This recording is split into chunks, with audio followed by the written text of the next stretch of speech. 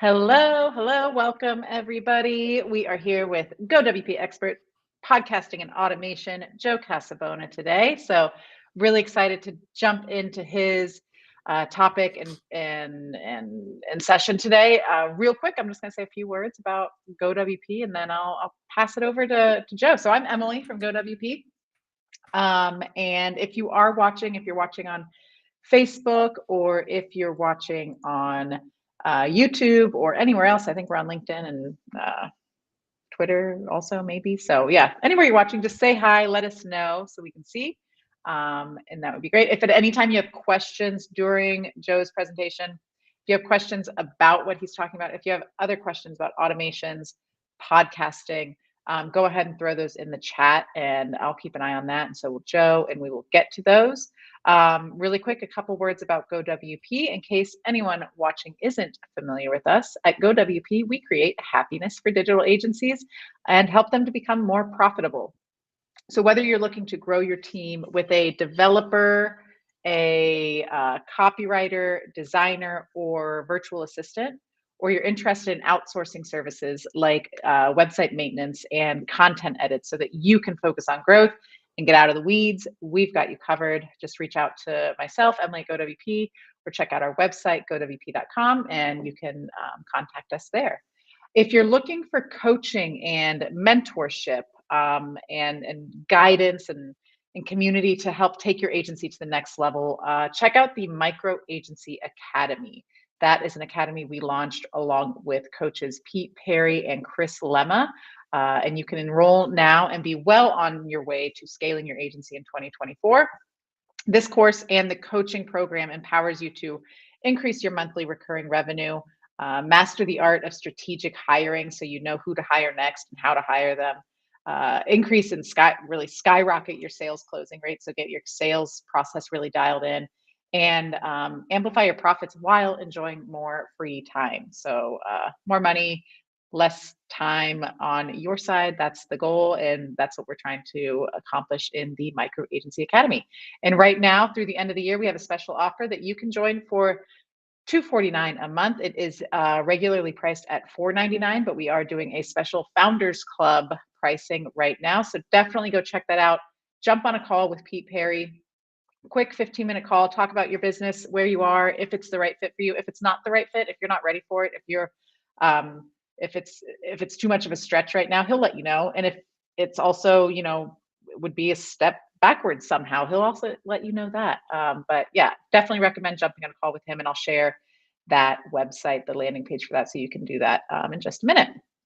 So yeah, today we are here with Joe Casabona, and he's going to be talking about breaking down his Be Everywhere strategy. I'm excited for this. I can't wait to see what Joe has to talk about because it stresses me out just thinking about being everywhere. I know it can be time consuming, and you have to remember a lot of things like, oh, did we update that over there? So I'm excited to see what Joe means by Be Everywhere, what his goals and what his strategy is for being everywhere in 2024. So I'm just going to let him take over. Hey, Joe. Hey, Emily, thanks. Really excited to be here and talk about this. If you have questions about this sweater, yes, it is a Star Wars Ugly Christmas sweater. And I think, sadly, I got it at thinkgeek.com, which is now defunct, even though it powered most of my college years. So if you're wondering where I got the sweater, that's where I got it. Okay, so I am really excited to talk about this today because it's something that I have been noodling on for a while. Also, I don't know if Emily is noticing this, but there is just the slightest delay with my audio. So I am going to switch to something that will hopefully sync it up. And Emily, you'll have to let me know if you can hear me. Can you hear me? Test, test, test.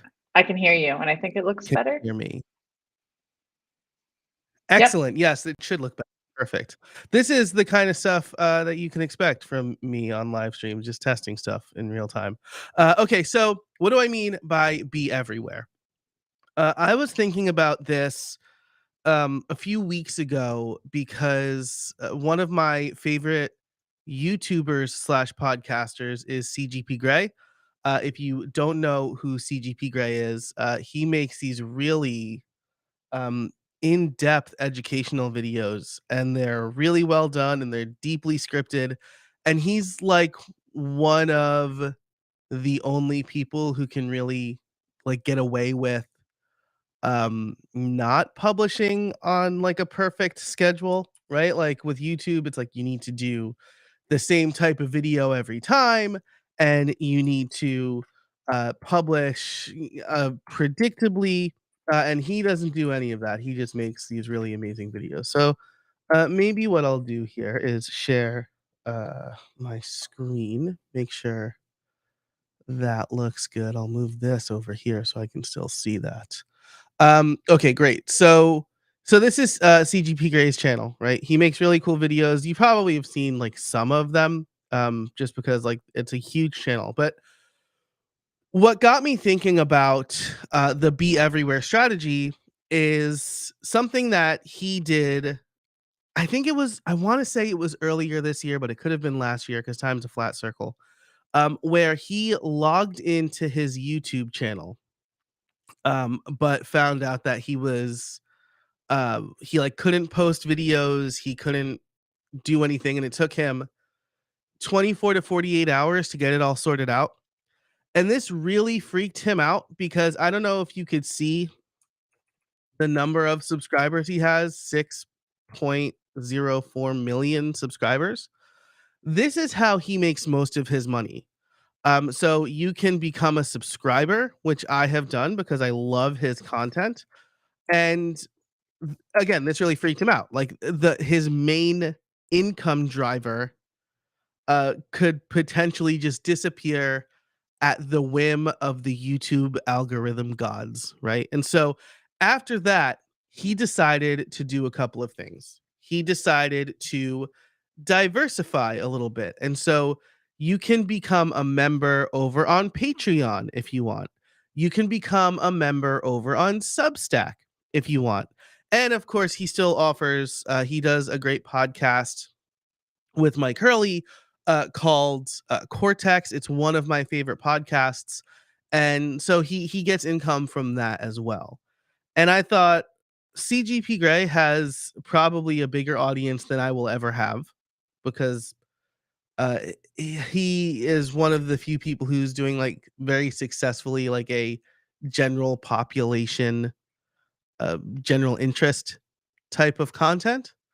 But I like what he's doing. And so I thought, how can I do more of what he's doing? How can I be everywhere? And the other thing that informed this was, um, I offer a pro version of my podcast.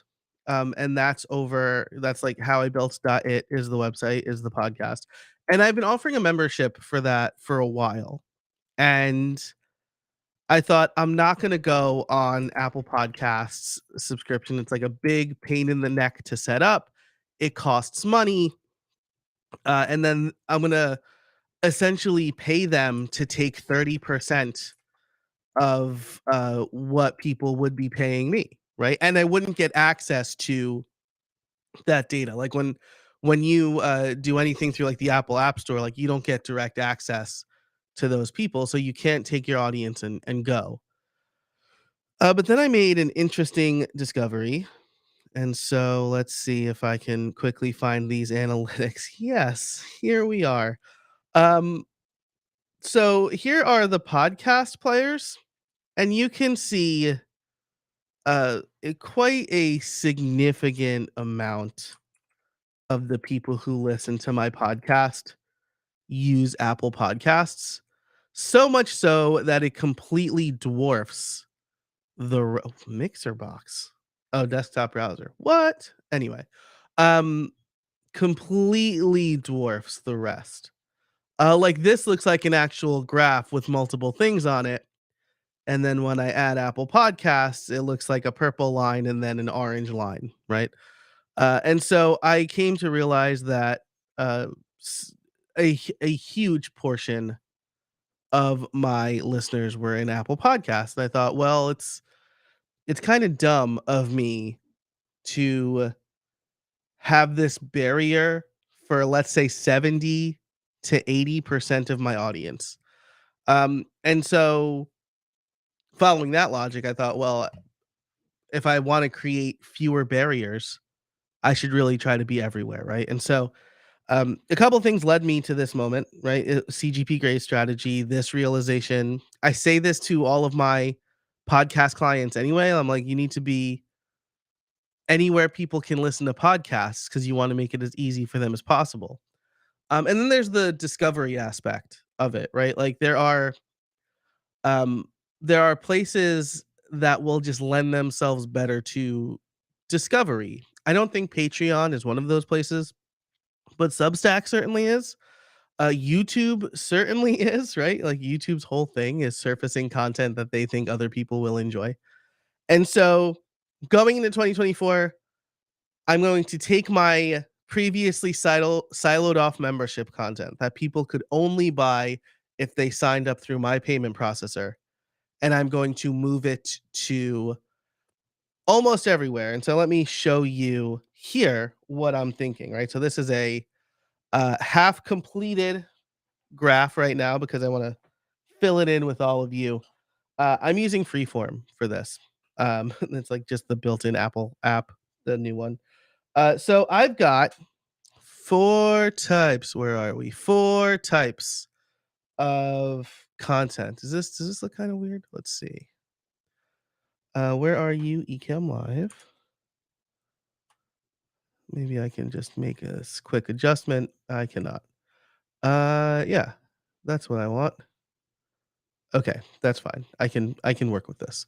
Um, so I have 4 types of content here, right? There's the podcast, there's videos, there's my newsletter, and there is live streams and workshops.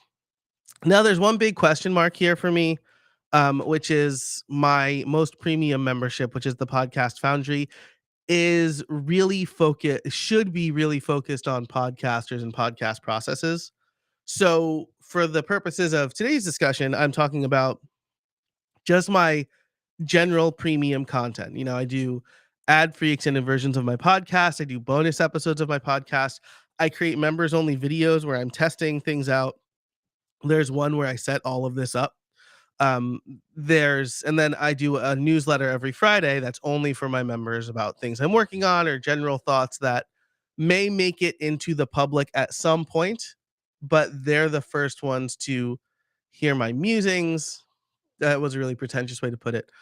Here are the things I'm thinking about, and the things I'm experimenting with. Right? They're also the people who learn about my experiments first, because I'm showing them the experiments as I'm doing them, and then I generally like to share the results later. And so this live stream is actually a really good example of what membership content would be. I'm doing a live stream. I'm showing you kind of what I'm thinking, and then um, I would put it out there, but the members would get the behind the scenes look, right? And so that's what I'm thinking. And then I do have live streams, right? So when I'm not when I'm not live streaming for GoWP, I live stream and then I make those videos like after it's no longer live. I make the recordings or the replays available only to my members. And then I also do workshops and webinars, which again, some of those will be publicly available live, but then the replay is available for members only. So those are the 4 facets of my premium content. I don't know. I don't want to say empire. And then there are the 4 platforms I'm thinking of in red here. We have Apple Podcasts, we have YouTube, we have Substack, and then we have the Foundry. Now, not included here, I'll write these and highlight them in blue. Not included here are Medium. Kind of feel like John Madden, just like writing it down here, and Patreon. So these are, if I really wanted to be everywhere, I would probably want Medium and Patreon. I am publishing to Medium. In fact, like my newsletters, about a month after I send them to my members, become members only stories on Medium. This is an experiment I'm running. to see if I can leverage Medium for discoverability and income as an income stream. So far, I've made like $10 off Medium for the year. So at the moment, the juice is not worth the squeeze, but I'm hoping that changes. Patreon, I have tried in the past, and their revenue model has been very unclear to me. And like I said earlier, I don't really think they aid in discovery. I think that if you have a big audience already, Patreon is a good place for you to go. Um, but the properties in red, those are the ones that aside from the Foundry, which is my own platform. I guess I should make like a little note here. My platform. That one does not aid in discovery, obviously, because it's like a WordPress site. So now what I need to do here, I might let's see, can I move my iPad's not directly in front of me in the microphone, and I still want to talk to you while I'm drawing. Um, like an actual broadcast sort of thing. Um, if I say bootleg, that's a reference to John Madden. Okay, so the next thing I want to do here is kind of map my content to the different platforms. This is actually a lot more straightforward than I think uh, than I thought it was going to look. But let's. I'm gonna get really caught up on the colors here. Let's do purple. Scranton purple. Shout out to the Royals. Um, yeah, there we go. That's the one I want. Okay, so podcast. That's going to go to Apple Podcasts. Obviously, it's going to go to right bypass YouTube. If it goes to YouTube, it's going to take a little like know-how and finagling, but I think I can do that. Um, the reason it would take know-how and finagling is because there's no like automatic publish process, right? Emily mentioned like how do you not get overwhelmed in this, and that's the next thing I'm going to talk about. But um, that's going to take some finagling, and then Substack and the Foundry. So it's going to go to all those places. I should probably make some more room for myself. Can I do that? I think I can do that. I don't use Freeform very often. But I thought like this would be the best. No, not that at all. I thought this would be like the best app to do it. Oh my gosh. Um, because like, I was gonna make like a mind map, but that's like really boring. So anyway, yeah, I thought I could easily move stuff around, but maybe not. Okay. Anyway, so that is the podcast. Maybe I'll do different lines for each piece of content. Videos, those are not going to go to Apple Podcast. They're going to go to YouTube, Substack, and the Foundry. Newsletters are going to go to Substack and the Foundry. Live streams are going, whoopsie. I broke my different colors rule already. Okay. Newsletters are going to go to Substack and the Foundry, and live streams slash workshops will be orange, not brown.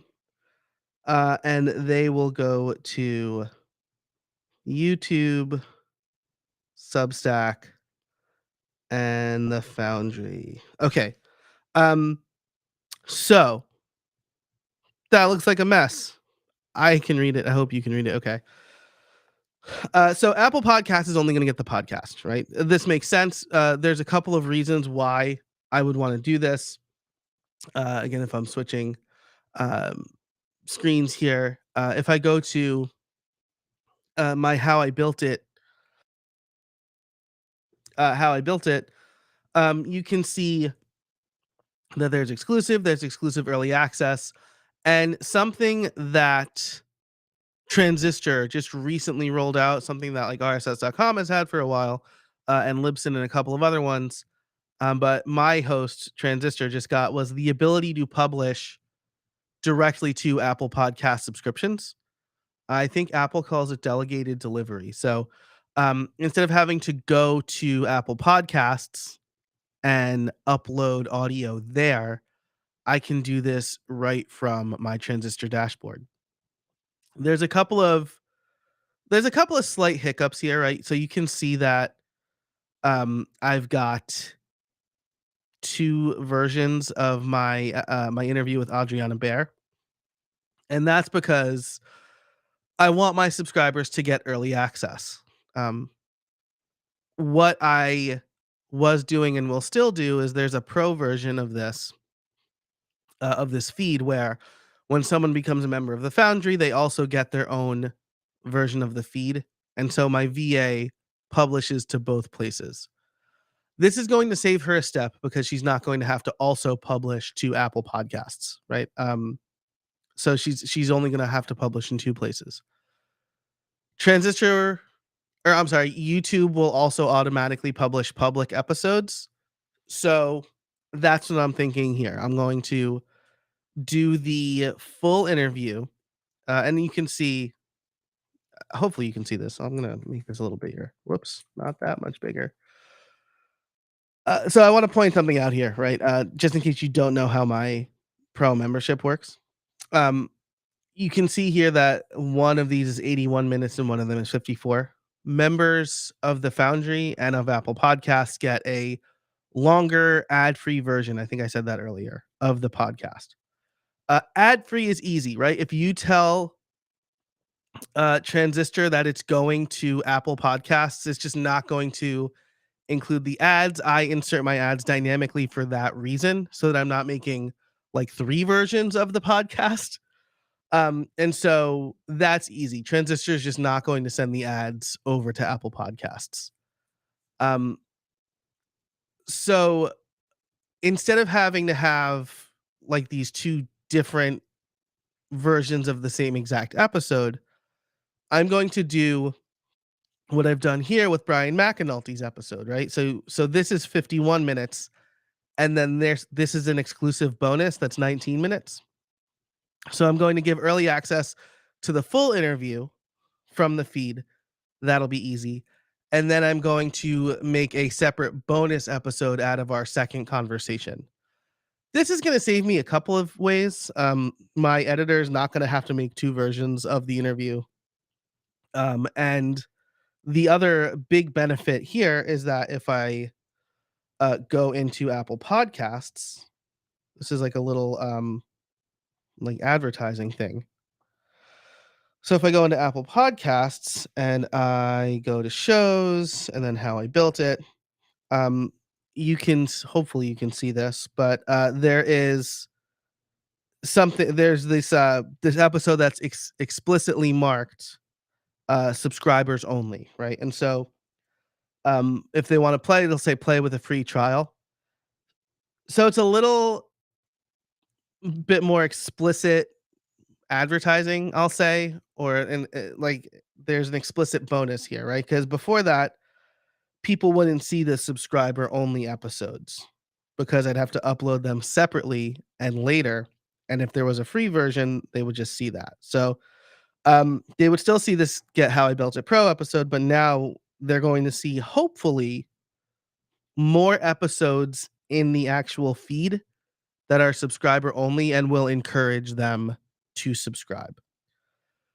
So that was a bit of a long-winded explanation of everything, but that's why I think Apple Podcasts can be so valuable to me, and that's how I plan on managing that. Instead of having to upload the episode into 3 places, I'm going to upload it to Transistor using delegated delivery, and I'll still have my assistant add both of those episodes to the Pro feed because people who are subscribed outside of Apple Podcasts will be privy to that content as well.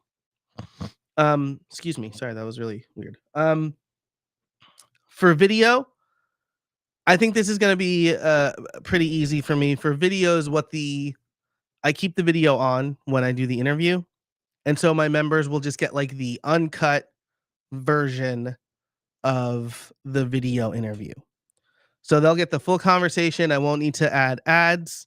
I might want to clean up the audio a little bit, but that's going to be pretty. I'm just going to upload the raw interview to YouTube, and then make that available in the Foundry if my members do want to listen to that or watch that, right? Um, Okay, so I did Apple Podcasts, YouTube, The Foundry, Substack. I'm gonna have to publish everything separately to Substack, and I'm okay with that. But Substack does have the ability to um, publish premium podcast feeds, right? That people can then import into their podcast player. That's really important to me. Like I don't want to make it so that like you have to listen to the premium podcast on Apple Podcasts or you have to listen to the premium podcast in a specific app. I want people to be able to listen to the premium podcast wherever they listen to podcasts. Because the truth is that if they don't, then if they can't, then they won't and they'll churn, right? If they have to go to a separate place to do one bespoke thing, I submit that they're going to be less likely to do it because it's not part of their habit. It's my guess. Um, so Substack allows them to do it's the newsletters, it's the premium um podcast feed, and then video uploads as well. I know that they can do video uploads as well because Gray does that um for Substack, and I think they just announced maybe video podcasts in premium feeds, but either way. Um, so that's really exciting, right? So I will have to do everything separately for Substack. Again, that's okay for me. So videos, YouTube, right? So my main channel is the Joe Casabona channel, the Automated Solopreneur it's called. That one's monetized, so that's where people can become a member. And so I'll mark those videos as members only. Easy peasy. People will see those. That's for basically anything I have here, including when I stream to YouTube, I'll be able to just go into the YouTube studio and mark that as members only after the live stream is over. So again, pretty easy move for me. And then that's same thing for Substack. I'll upload the videos there, and the Foundry, I'll upload the videos to that platform. Right now, I'm using Uscreen. Full disclosure: Uscreen is a sponsor of my YouTube channel, and they have provided the account for free for me. But that's what I tried to build earlier or towards the end of last year, and Uscreen just did it better. So I'm grateful for their sponsorship and their support, and I also like the product. Newsletters, that is Substack and the Foundry. The Foundry, that's just going out to a ConvertKit list, right? When someone becomes a member of the Foundry, they get tagged as a member in ConvertKit. I send that newsletter via ConvertKit. I'll just copy it and paste it in Substack as well. So I do all my writing in Ulysses. So again, that's a bit of an easy transfer for me. Something I'm considering for 2024 as well is reading or expounding, like doing a podcast episode for the newsletter. Maybe I read it verbatim, but probably not because it's real boring, or it can be really boring.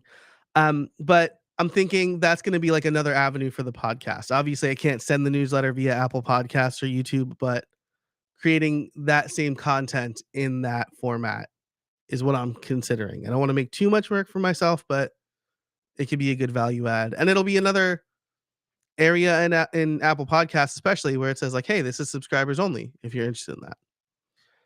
And then live streams, workshops, those are going to work the same exact way as videos. I use Ecamm Live to stream. I know I'm pointing at the screen, but that's what I'm using. That's how you're seeing this setup. And so I can stream to multiple channels, including Uscreen and YouTube. So that's actually going to be like the least amount of work for me, is doing the live streams and the workshops and the webinars, and then just sending those to my members only platforms. So I know I covered a lot there, and it looks like a tangled web, but I think that this is going to give me the most visibility. The reason I'm doing it this way is because I want to make a bunch of bets. I want to be honest, like just publishing on my own platform hasn't worked for my membership. And I think it makes sense why, right? I've relied too much on social, and I don't know about you, but like this year, I feel like I got crushed by relying on social too much. like all the algorithms changed. Like LinkedIn, for example, I was getting really good engagement uh, in the beginning of the year, and then they made an algorithm change in like April, and that just like wrecked engagement. Um, Twitter slash X has been, I think, pretty obvious. Like they very clearly deprioritize external links, like most things do. And Threads just hasn't seemed like a viable option. I did experiments with TikTok, but the things that I was relying on haven't really panned out as far as growing my membership. Um, and so for 2024, I want to first go where people are already spending money, right? Um, I think I think on a live stream for GoWP around this time last year, or 2 years ago maybe, like Facebook went down and there was a lot of discussion around like, well, this is why you shouldn't rely on Facebook.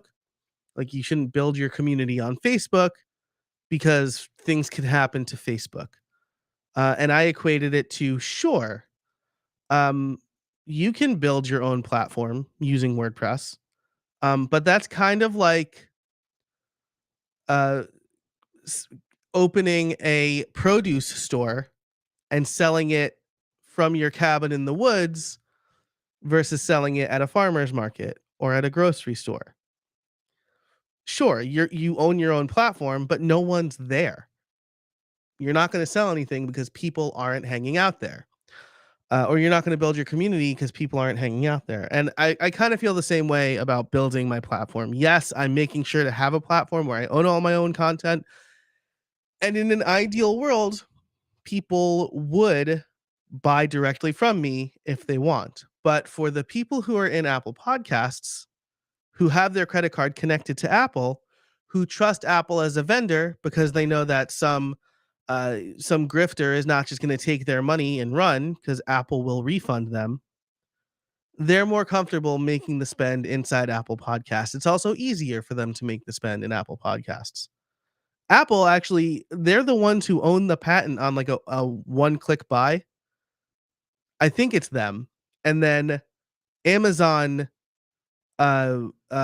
licenses it from them. I could be mixing that up.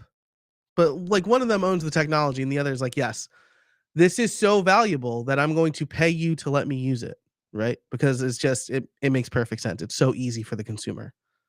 And the same thing on YouTube, right? People have their credit card associated with YouTube and with Google. And that's way easier than just having to one click inside YouTube and now you just get extra content where you're watching the content anyway. Substack. Lots of people have newsletters on Substack. So I think it's a really smart play to be there because people are used to spending money there. They're going there for content anyway, and I'm just going to be among the content that they're purchasing. So I hope that makes sense. I don't know if any questions have come in on that justification or challenges. Like I'm happy to um anybody wants to like play devil's advocate and be like, hey, that's what happens if Substack goes away tomorrow, right? Um as far as the way I'm going to manage it, I'm going to rely heavily on my VA. So one of the things I'm doing right now, actually as part of the last live stream, right, where I moved operations to Notion, I am reviewing my VA's SOPs, everything that she does for me. And so I'm just going to change the publishing process for a bunch of these things, right? So for how I built it, I'm going to say like, oh, do this, like upload the full one, make it 3 days early for subscribers, then upload the bonus episode, make it exclusive, upload it, release it at the same time as the exclusive episode or the early episode. Take this video and upload it to my YouTube channel. Make sure it's marked members only. So I'm gonna lean heavily on her for that because she's basically publishing my podcast at this point on her own anyway. And then for the newsletter, that's gonna be me. That's gonna be me basically copying and pasting. Unless I figure out a clever way, right? Like I could use Zapier but I think I want to do it manually at first, just so I know what the process looks like. And then videos are going to be the same way. The nice thing about like the members only videos is they don't. This is going to sound dumb, but like they don't need to be as polished as the public facing videos, right? People like the behind the scenes look. Um, and then I don't need to like open with a big attention grabbing thing. Because people who are paying for that content want to consume it for the content. I don't really need the hook. So that's going to be pretty easy enough. I'll record an eCam, I'll upload it to YouTube myself, and then I'll upload it to Substack myself. That's what I'm thinking for right now. This is all going to be heavily reliant on SOPs and like a list that I keep in, probably Notion, right? Because that's like where all my other publishing content lives. Okay, so I just spent like 40 minutes almost straight talking. Um, the other thing I was going to do, if there's time, was just kind of take you through Substack, like why Substack pretty quickly won me over. Emily, are there questions, or do you? I know that you were keen on at least one thing. So did I answer that for you, or is there other questions that maybe you'd like me to answer?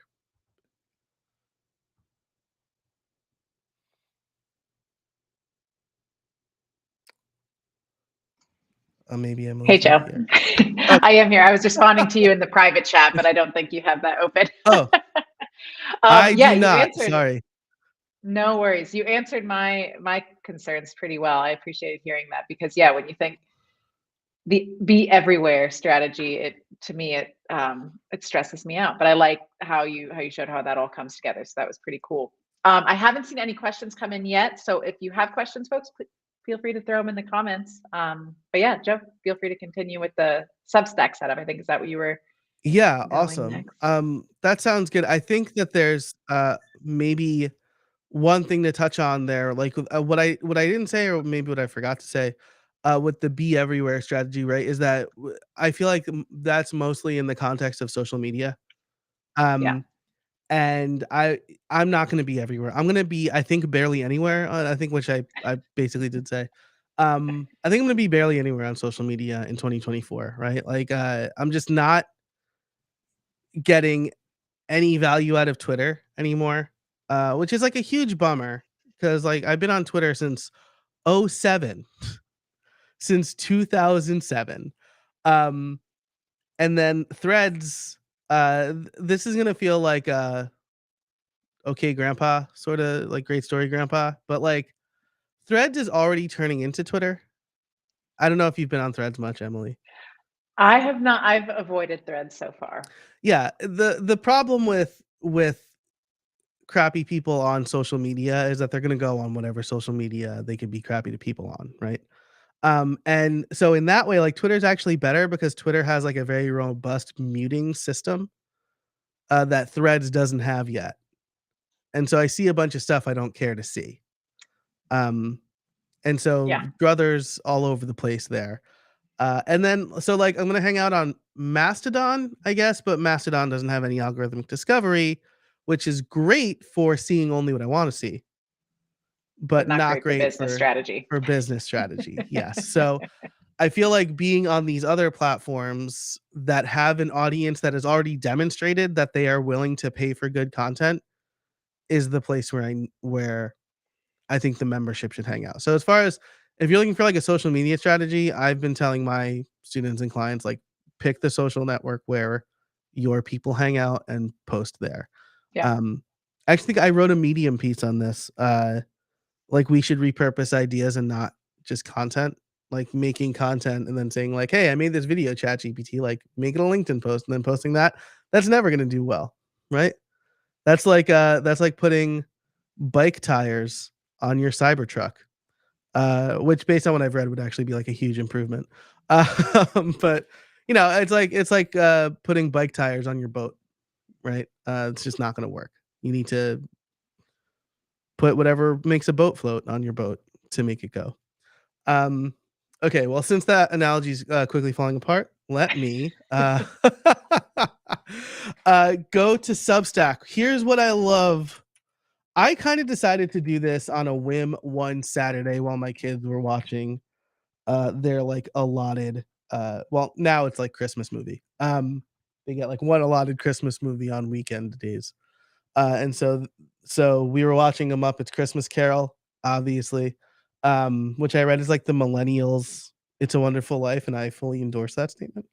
Um, and I was like, oh, let me just mess around with Substack. And so it was really easy to create and set up and turn on paid. What I loved about turning on paid was they connect to your Stripe account.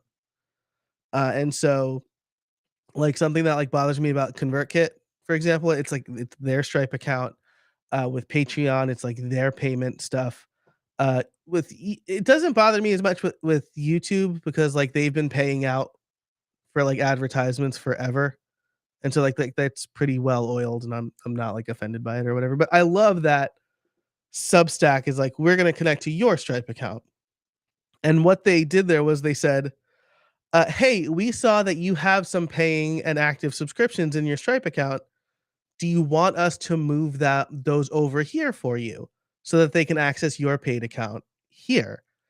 And I thought, well, that's fantastic. And I'm not I didn't do it yet because I'd want to give the people who are paying me a heads up, because they're probably going to be like, hey, you have access to Joe's Substack now, and they're going to be like, who, what now? So I want to give them a heads up. But I love the onboarding process for Substack. I think it's been really great so far. So the next thing here is get your first 10 subscribers. If you want to see what I'm doing over on Substack, uh, here's the link. If you want to see it, I guess I can make this an overlay in Ecamm Live. I don't have anything paid over there yet. It's going to be like a combination of free and paid stuff. I'm thinking, right? Just like I'm publishing stuff for free over on Medium. And again, this is all I want to make it clear that like these are all just kind of like little bets that I'm trying to do. Um, in update that link that I'm trying to do in 2024, because I want my membership to be a crucial part of my income. Around this time last year, I'm thankful that this year it's been better, but around this time last year, almost all of my income relied on sponsorship, and there was no sponsorship money last year. And you're probably hearing Spotify laying off 1,500 people. Twit TV, which is like one of the oldest podcast networks around, just laid off some people, and they're citing struggles with advertisers. And so I don't want my whole content business to rely only on advertisers. And so 2024, I'm going to experiment with a bunch of these things and make it as easy as possible for people to give me money if they see value. So get your first 10 subscribers, share your Substack, which I'm not quite ready to do, and then write your first post. I have tons of stuff, right? Something I'll probably do here is have my VA go through Medium, or maybe like I'll make this spreadsheet, or maybe I'll just have her go through ConvertKit and grab all of the newsletters that I sent to members and add them as posts here, for members only. And so, um, I think the other thing I'll do is, can you see? Oh, that's me. I'm subscribed to my own. That makes perfect sense. I got real nervous. I thought I was just gonna like expose someone's email address. Um, so uh, that's what I'm thinking, right? And then you do have the ability to start a podcast here. So I'm gonna create it on Joe's Substack. Oh wow! Import an existing podcast. Let's do this. Let's do this right now. Let's see what happens. Transistor. I'm gonna go to Transistor. I'm gonna ask you to not steal this URL probably. Um, oh, can I? Surely I can. You can. And don't call me Shirley. Yeah, so I'll probably have to make my own feed. Okay, so I can't do this right now, right now. Hold on. Maybe I can do this right now, right now. Am I on this list? Yeah, here I am. Um, view subscriber details and landing page URL. How do I guess I'm here now so I can show you what I'm doing. Um, if I want to import the premium version of my podcast, what I would need to do is grab a private feed. So that must be this.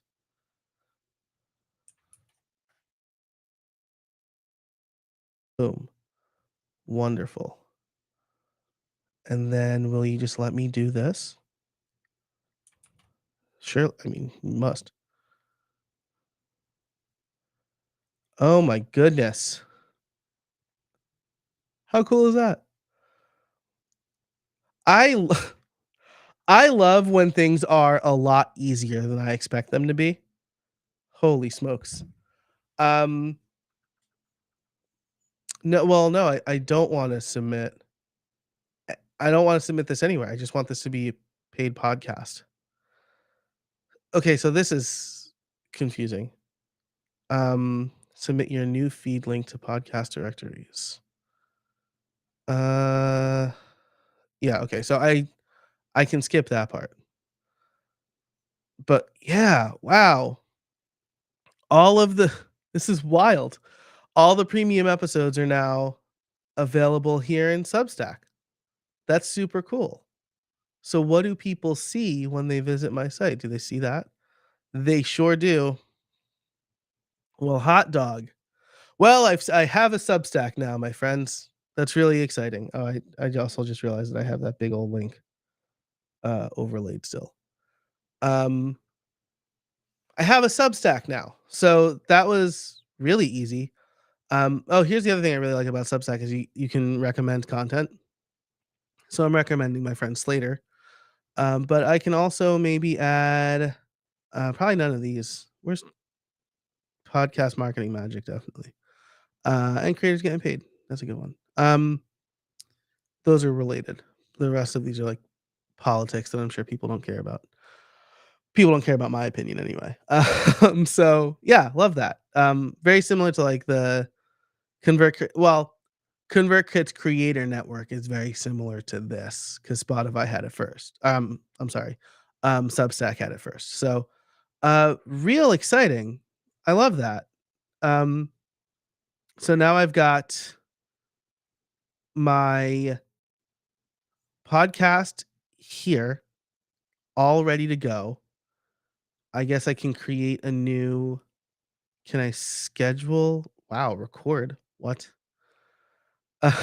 um, Sorry, I'm exploring this now on this stream. I haven't really looked into it. Um,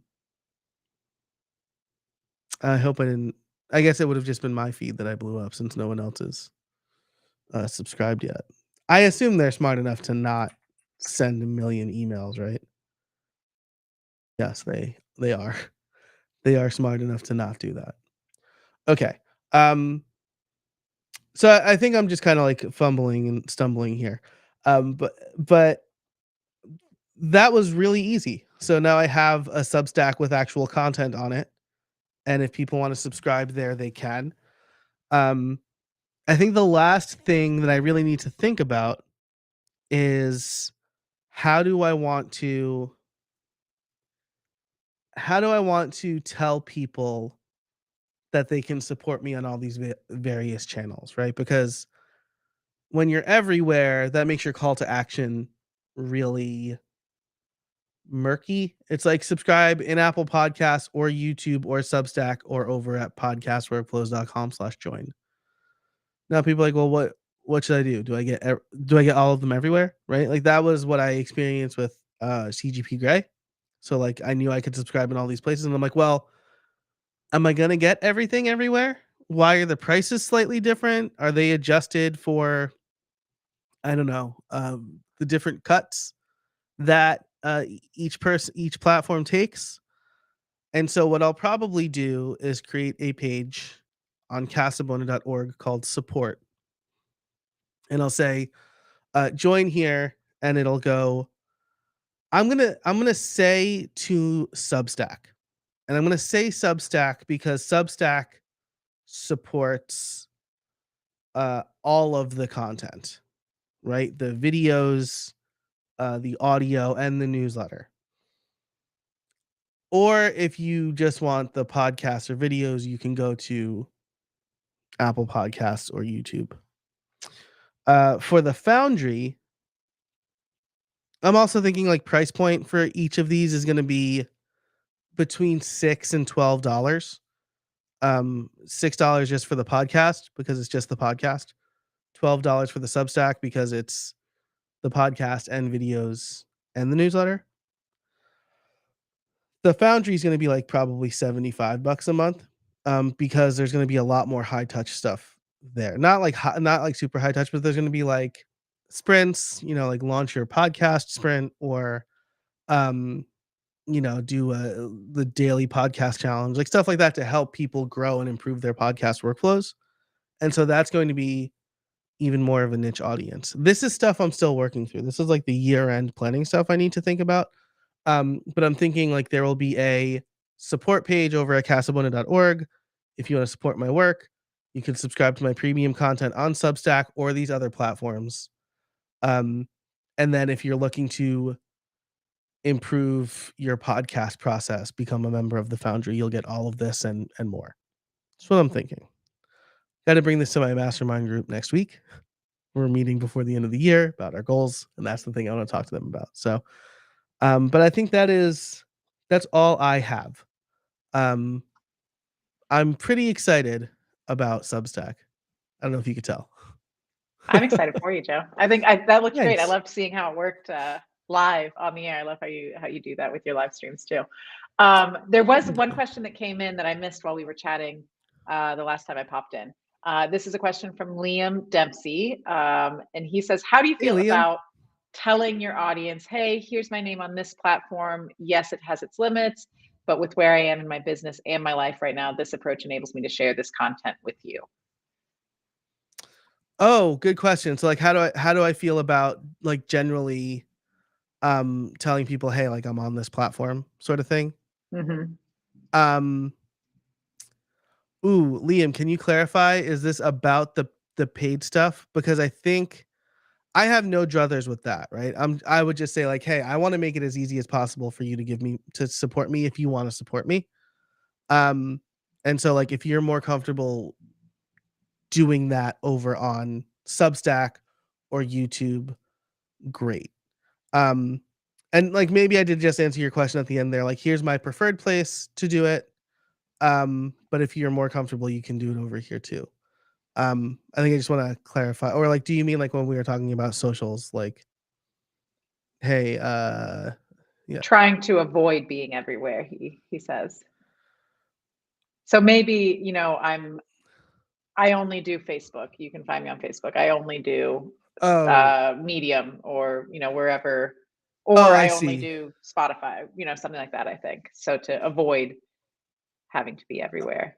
So okay, so sorry. I think I'm gonna ask one more Claire. I don't think I can see. Weirdly, I don't think I could see the comments, which I think Oh, do you not see them? Oh, I'm sorry. I'm not sure. maybe it's just because like, oh yeah, okay, cool. So my window is really small. How do you feel about telling the audience, hey, here I am on this platform. It has its limits, but where I am, here's where I'm at, and here's why I am here. Please join me here. But oh, gotcha. Okay, cool. Thanks, Liam. Yeah, so that is part of the reason I kept going back to Twitter. Um, Part of the reason I kept going back to Twitter was I felt like I was leaving um like an important community behind, right? But what I found was that like the people who are most committed to you are going to either find you, um, or they're gonna do the thing that you ask them to do the most. So like for me, it's hey, social platforms will change, but I would love if you were on my mailing list. Like that's the best way to connect with me is be on my mailing list.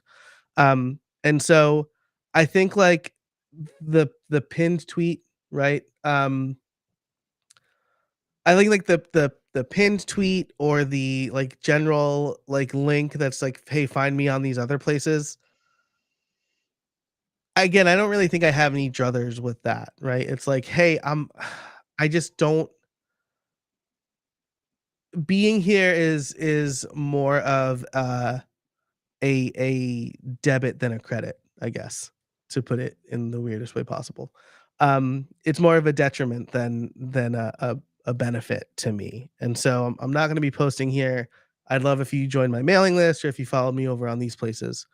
Um, yeah, I think I would just say something like that, and I didn't really feel bad about it when I left Twitter the first time around, and so, inevitably, when I stop posting on Twitter again, I'll probably do the same thing. Um, yeah, I think that's where I'm at. It Hopefully is. that It's a answers your tricky question. and Yeah. it's a sensitive question too, right? Because I think about, we have the GoWP community on Facebook, and we, used to pretty regularly do our Friday happiness hours, and we were always doing those on Zoom. And it got to a point where we said, "Hey, do we?" It was the only thing we were using Zoom for at that point. Mhm. And, oh, hey, do we still need Zoom? And so we tried doing and this is a little bit different, but we tried doing like the Facebook rooms, I think they're called. I don't even know if they Oh, still have yeah. them or what they're called now. Complete disaster. Everybody followed us there and everybody showed up, but it was horrible. I mean, it was absolutely horrible. But you do, like you said, if you have an audience and they want your content or they want what you're providing and what you're creating, then hopefully the ones that truly want it will follow you to where you're going. That being said, we're still only using Zoom for Facebook Yeah, community. there's, like, the balance of making it easy for your users and then making it not convenient is maybe the best word for you, for, like, you, Hmm. the creator, right? Yeah. Like, if I'm gonna set up a membership on YouTube, but I'm never gonna post to YouTube, it might be easy for the user, but it's not convenient for me, and they're not gonna get any value out of it, right? Um, and so, like, if you had asked me this a few years ago, like, height of the pandemic when people are, like, moving to Circle and saying, like, "Ditch Facebook, Circle's where it's at," and I took a pretty hard stance on if people have to log into Circle to interact with you and they don't wanna do that, they're not gonna do that. But now I think it's changing a little bit. I think this is mostly anecdotal, but social media has been it's been a very tumultuous year for social media, to the point where, like, the people who were saying, just a few years ago that, like, newsletters are dead are like, long live newsletters, right? Like, your Yeah. mailing list is the only place where you can guarantee you'll always have access to your audience. And so, that is I'm always thinking about that, like, the balance of let's make it easy for the user while also still enabling me, the creator, to provide value for them. Um, so I think, thanks, Liam, for helping us end on a pretty philosophical note. Indeed, it's a really good question. It really is, and Yeah. it's not a simple one because yeah, it's convenience on both sides, and that's tough. And it can also be cost on some sides too, on both sides as well, depending on Y what you're doing. yeah, I mean, I tried Circle, and I realized that I was paying $79 a month to basically post to people on Fridays, "What were your wins?" and nobody answering. I'm like, "Well, I can do that for free," right? Like, There you so, go. yeah. Well, it is just past 2 o'clock, so I want to wrap things up and be sensitive to everyone's time. Joe, thank you so much for joining us today and sharing your wisdom and your knowledge and all your experience. We really appreciate it. And for showing up so festively. We did get quite a few comments about your sweater, so you'll have to check those out. Yes. All positive. and Excellent, and excellent. thank you everyone who showed up and watch live. If you're watching the recording, feel free to post questions, and we'll see those and we can get to those next month. We should be back again in the new year, so stay tuned. And again, if you haven't checked out Micro Agency Academy, go check that out. Schedule a call with Pete Perry and see if it's the right step for you and your business. We'd love to have you in there. In the Founders Club exclusive special or exclusive ends with the year of 2023. So definitely check that out. Joe, thanks again, and we will see you. Oh, nice. Check it out. I've got Thanks, to everybody. gotta go that way. There we go. Well, Oh, now yeah, I'm hey, let's just do that. messing Let's things do it. up. Yeah. There. Duh, duh, duh. This is There. what happens when I don't communicate anything. I just kind of do stuff. All right. Everybody have a great Tuesday, and I'll see you at the next event that we do, whatever that is. Stay tuned, and you'll be I'll let you know about it. See you, Joe.